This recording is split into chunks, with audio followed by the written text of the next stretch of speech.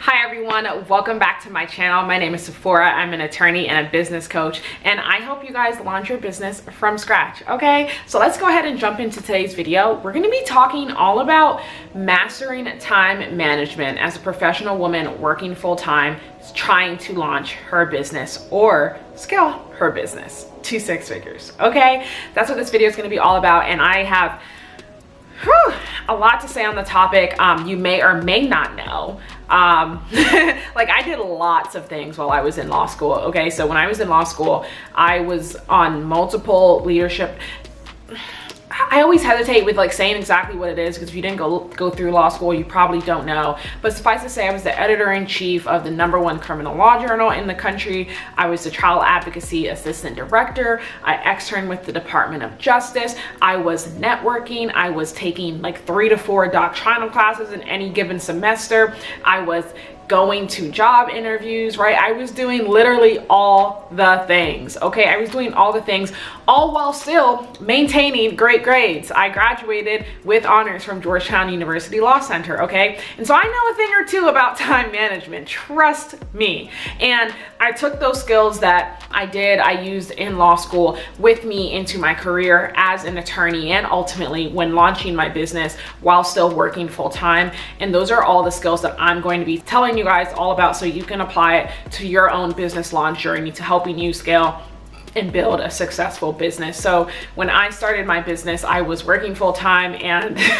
let me tell you, if you know anything about attorneys, you don't necessarily have easy or short or normal work hours, for lack of a better word. And at the time when I first launched my business, I was actually clerking, and so like even more so, if the judge needed something or something needed to be done, there wasn't like, no, I'm off the clock. There's none of that. There's no like, oh, I'm off the clock, okay? Like it had to get done. And so these are gonna be some of my best tips for you guys to help with time management and balancing your entrepreneurial journey and getting your business off the ground. Number one, oh, my lights are flickering. I should have turned those off. There's no ghost, I promise. But number one is scheduling, and scheduling is like the most important thing, okay? So that's why it's number one. Actually, it's number one on accident. But let's just pretend I put it there on purpose. I probably did because it's the first thing that came in my mind. But basically scheduling, right? When you are working on your business, working on launching your business, and you're also working, you need to have a concrete schedule that tells you when you're going to be doing certain tasks and what that task is. So for example, when I was working full-time and getting ready to launch my business, I'll say to myself on a Sunday, all right, so every day this week, Sephora, you're getting up at 6 a.m. and on Monday, you are going to spend 2 hours working on getting your website up and running, working on making sure all the links work, working on making sure that when people go to your website, they can just click the link to easily book with you. That is what you're doing every single morning from 6 a.m. to 8 a.m. Monday through Friday, right? Or that's just an example. Or maybe I say, okay, Saturday, I'm gonna spend all of Saturday just knocking out getting my business website done. That is something that I help my clients with. I generally recommend, if you don't know how to build a website, that you just like outsource it because it could be easier. But I always highly emphasize like this is why I recommend the personal differences between knowing what you need and what you don't need. And so what I mean by that is if you are in the very beginning stages, like you're just about to launch your business, you don't need a website, okay? You don't need a website. The website is just the idea, the first example that came to my head, but know that you don't need it. So anyway, just making sure that you have that schedule that tells you exactly what it is you're going to be doing, because if you don't have that schedule, you know what you're going to be doing? What do I need to do?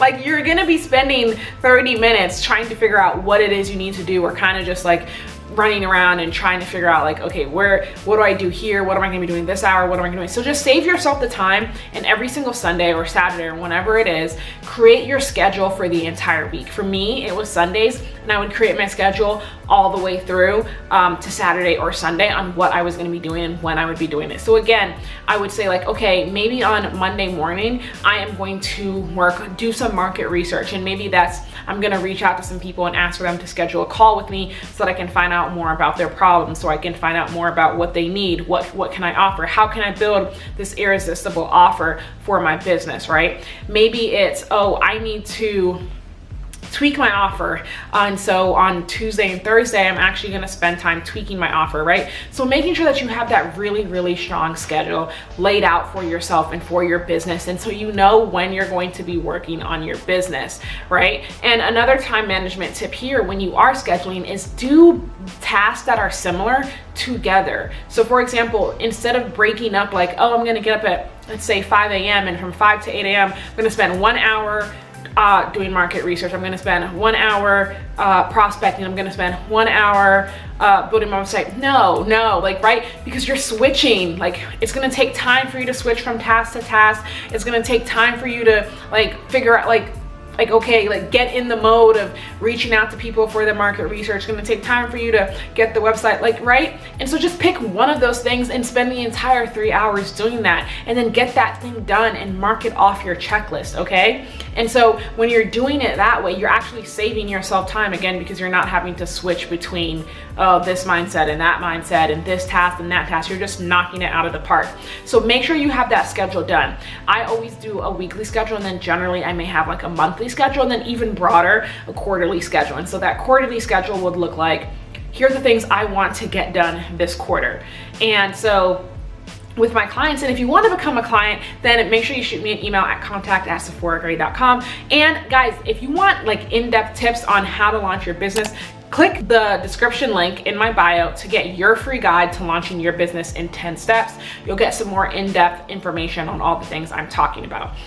Okay, so if you are saying like, oh, this quarter I want to actually launch my business, well, one, get your free 10-step guide. And number two, so then you're gonna break down like, okay, what's the goal each month? And then further break it down, what do I need to be working on each week, right? So that's that large goal setting to small goal setting. Guys, I know I just spent a lot of time on scheduling, but it is so important.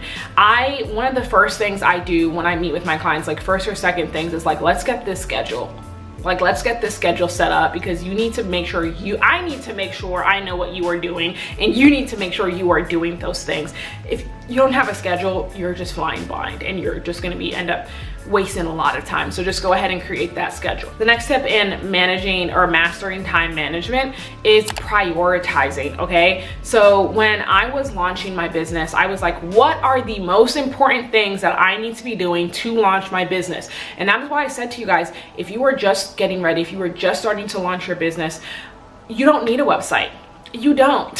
You don't need a website to launch your business. Okay, so that's not one of the things that should be first priority. First of all, it takes time to have like a really pretty website, and even then you don't need a pretty website to make sales. You don't need a pretty website to get clients. It's not a first priority. So that shouldn't be something that when you're first starting, you're spending all your time on, right? And so prioritizing, what are the actual things I need to do to get my business off the ground? Again, my free 10-step guide gives you those things. So get that guide at the link in my bio and prioritize based on those things. You have to have a business idea, okay? You have to have a business idea, and it has to be a good one. And by a good one, I mean it has to be something that the people need.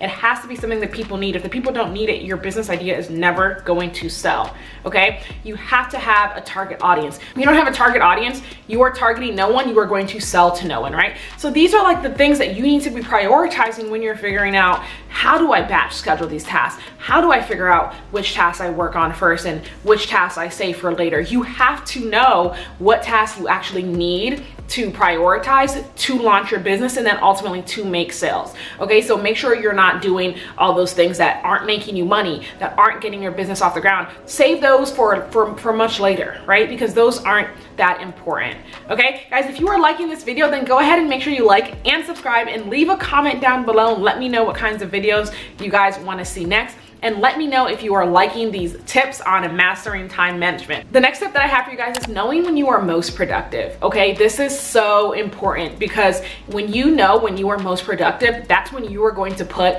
your hardest tasks. That's when you are going to put the tasks that are going to take you a lot of time. And so for me, I'm a midday type of worker, like smack dab middle of the day. Yeah, baby.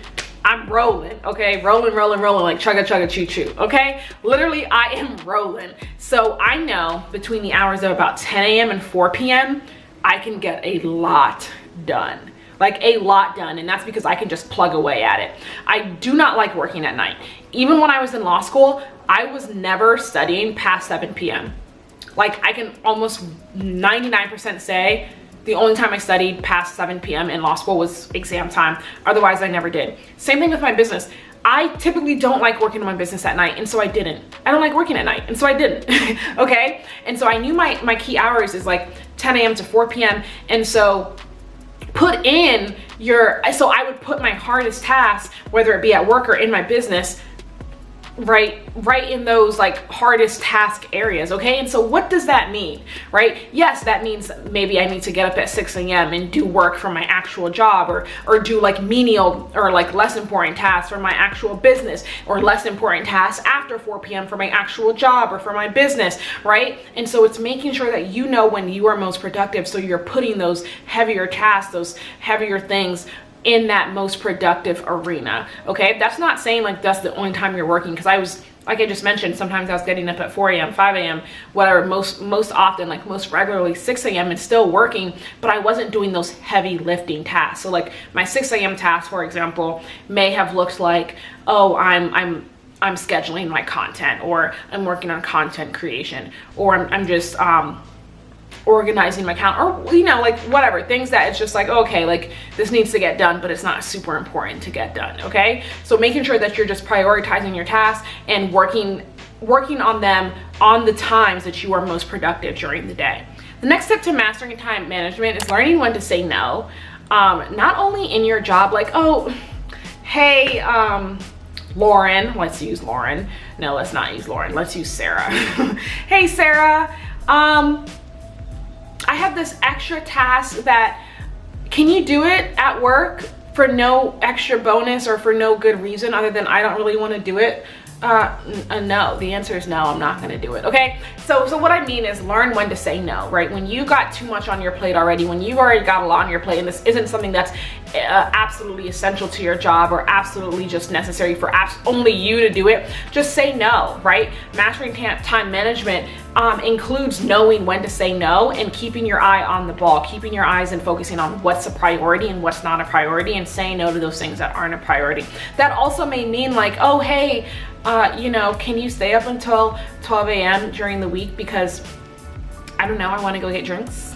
No, I can't, because I have a business to build, okay? So just learning when to say no. The next tip that I have for you guys is super important, and it's planning in rest time. When you are, you know, working on building your business and also working full time, and you also have these other things going for yourself, you have to build in that rest time because you need to recharge your battery. And so it looks different for different people. It may look different for you if you're an extrovert. It may look different for you if you're an introvert. For me, my rest time was literally going out to eat. My rest time was hanging out with my friends, whether that be like, oh, let's go to brunch, oh, let's go to dinner. When I was in law school, it looked like, oh, let's like actually go out, let's go to the club, right? So like just whatever recharges you, okay? And then actually also just spending time on like solely rest. So I was not great at this, and I've never been great at this, and I'm getting better, but only because of my boyfriend. But like literally just spending time to do nothing.